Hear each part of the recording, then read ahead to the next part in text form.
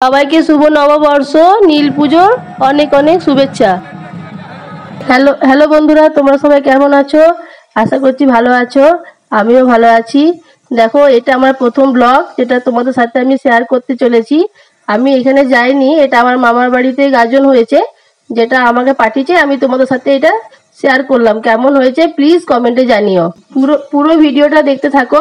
আমাদের মামার বাড়িতে এই গাজনে অনেক রকম রিচুয়ালস পালন করা হয়, যেটা তোমরা দেখলেই বুঝতে পারবে।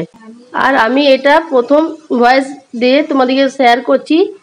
কথা বলতে মুখ কাঁপছে, তবু তোমাদের সাথে আমি এটা শেয়ার করলাম।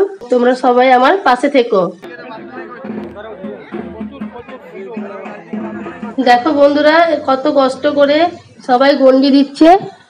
দেখো, তোমরা দেখলেই বুঝতে পারবে এটা বিশাল কষ্ট। আর রাস্তা অনেকটাই দূর, যেটা পার করা খুবই কষ্টকর। এই রোদের মধ্যে কেমন কত কষ্ট করে দেখো দিয়ে যাচ্ছে, ডন্ডি দিয়ে যাচ্ছে। তোমরা প্লিজ একটু দেখো আর কমেন্ট করে জানিও তোমাদের ওখানে কি এইভাবে হয়।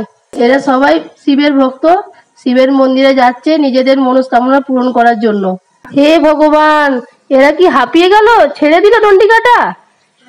না না, দেখো এত কষ্টের মধ্যেও নিজেদের হার মানেনি।